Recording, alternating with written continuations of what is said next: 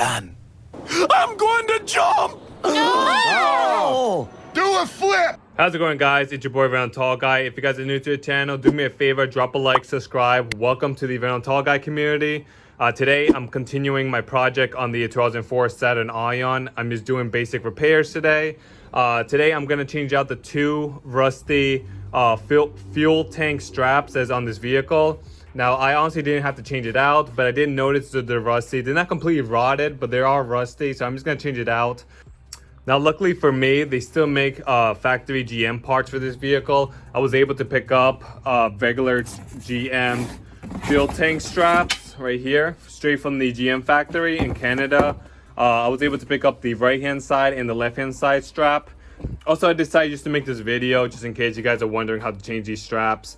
Because honestly, it's a waste of money bringing this to a mechanic shop for them to do it. They're gonna charge you about $150 just in labor, and then probably another $100 for the straps, when you can get these parts for around like 50 or 60 bucks. So today I'm just gonna show you guys how to change it out. All right, guys, before I get started, I just want to show you my setup. So I got two jack stands on the pinch welds, and then I got two jack stands just ready to catch the car if these two jack stands fail. They're basically supporting the lower control arm bar. And I have this jack right here just snuggled to the gas tank. You have to be really careful with this because honestly the jack is meant to lift, you know, thousands of pounds. So you could definitely puncture a hole through the fuel tank if you're not careful. I basically just snuggled it up against it just in case if the tank decides to fall when I remove the straps. We're gonna go ahead and take out the driver's side first. You have a 13 millimeter bolt here, and then you have another one down there, easy to get to. So I'm gonna remove that one first. I'm just gonna do one at a time. So I'm gonna remove this old one, install the new one, and then move over to the other side and do the same thing. It should be an easy uninstall and reinstall kind of deal.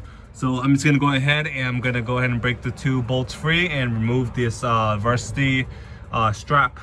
All right, I'm gonna go ahead and remove the first one.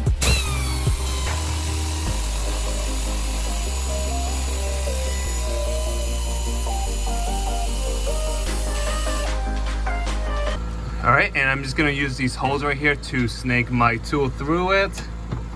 I'm gonna have to be this one right here. There we go.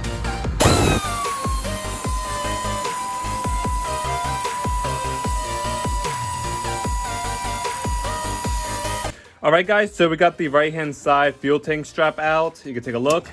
It looks fine over here because honestly, this is where none of the salt and water gets to, but at the bottom here, completely corroded. On this side, it still looks good, but you can see that the rust is traveling through. So eventually you're gonna have a weak spot in the middle, which is bad. So this is the driver's side. I forgot to mention that both straps, the one on the passenger and the driver's side, are both different. So you definitely have to you definitely have to pay attention when you buy the straps to make sure you get the left-hand side and the right-hand side. So this is the left-hand side. If you take a look at it, identical, everything looks exactly the same. As I mentioned, these are the GM official factory parts for this vehicle, so there's no guessing. It should be exactly it should be exactly the same. All right, perfect. So now we're gonna go ahead and put this in the car.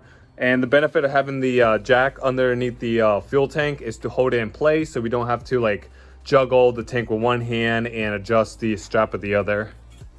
All right, guys, so I went ahead and I snaked the strap between the tailpipe and this cross member here.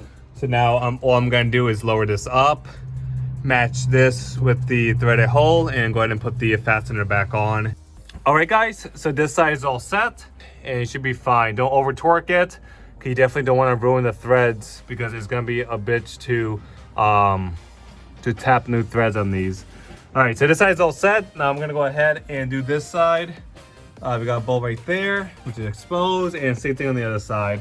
I'm just gonna get this one first since I'm already here. And as I mentioned, the fuel tank is being held up by the jack. So I'm just gonna do that real quick. Same thing, 13 millimeter here, 13 millimeter there, and that strap should come right off. All right, guys, same thing with this one. This is the right-hand side, and this is the new one, and this is the old one, obviously. This one's way worse. You can see right here that the rust is completely eating through the metal. As you know, it just takes a couple more years of salt and water and this strap will fail.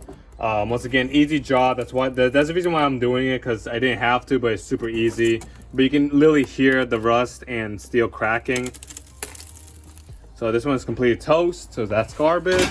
This is the new one, and yes, it's the exact same size, the exact same shape, because it is straight from the factory. So we're gonna go ahead and put it in the car, and we should be done. All right, guys, in case you're wondering, you can't really mess it up. These straps are shaped a certain way. They only go a certain way with the fuel tank, so you can't really mess that up. So the short side goes over here where my camera's at, and the longer side obviously on the other side. It goes like that. All right, I'm gonna go ahead and just put the phone down. I'm just gonna do this real quick. I can't do it with one hand.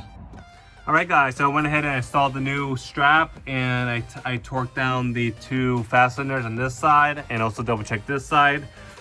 As I mentioned, it's just super simple installation. Anyone can do this. All you need is jacks and jack stands, and you should be fine. Honestly, save you at least $100 from labor if you brought it to a mechanic. Super simple.